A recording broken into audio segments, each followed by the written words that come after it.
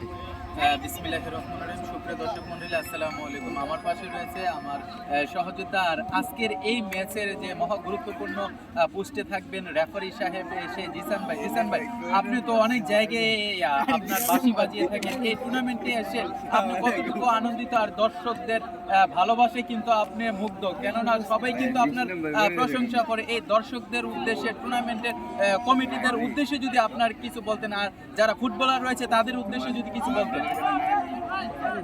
বিসমিল্লাহির রহমানির রহিম। ধন্যবাদ আপনাকে। আসলে ফুটবল হচ্ছে একটা কথা আছে, চলে যায় যুদ্ধে।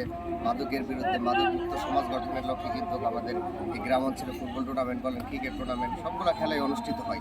আমি বিশেষ করে একটা ধন্যবাদ জানাতে চাই জিনেদপুর যারা এই টুর্নামেন্টটা আয়োজন করেছে কমিটিকে, কারণ কমিটিরা অত্যন্ত নর্মভদ্র এবং তাদের সহযোগিতায় এই টুর্নামেন্ট আজকে ফাইনালে গিয়েছে। এবং জিনেদপুর ইউনিয়নের যে ফুটবল টুর্নামেন্ট প্রত্যেকটি এলাকাতে অংশগ্রহণ করেছে কোনো না কোনো ফুটবলাররা। তো এই জিনিসটাতে কিন্তু আরেকটা জিনিস আগ্রহশীল হয় যে আমার দেখা গেছে আমার বাড়ি মালাই থেকে একটা ছেলে আসলো, সে কিন্তু মাদকের দিকে যাবে না, খেলার দিকে আগ্রহশীল হবে। তো জিনেদপুর ইউনিয়ন ফুটবল টুর্নামেন্টে যারা আয়োজন করেছেন সকলকে অসংখ্য অসংখ্য ধন্যবাদ জানাই। এবং আমি আমার দায়িত্বের সাথে এই ম্যাচটি পরিচালনা করেছি, টুর্নামেন্টের প্রত্যেকটি খেলা, এবং তারা আমার প্রতি আস্থা বিশ্বাস রেখে আমাকে ফাইনালে আবারও আমন্ত্রণ জানিয়েছে। তো এই জন্য আমি টুর্নামেন্ট পরিচালনা কমিটিকে ধন্যবাদ জানাই এবং দেশ ও বিদেশ থেকে যারা প্রবাস থেকে খেলাটি উপভোগ করবেন আপনাদেরকেও আগাম অসংখ্য অসংখ্য ধন্যবাদ জানাই এবং মুবারকবাদ জানাই। ধন্যবাদ ভাই। ভালো থাকবেন জিসান ভাই, বেস্ট অফ লাক। আজকে আপনার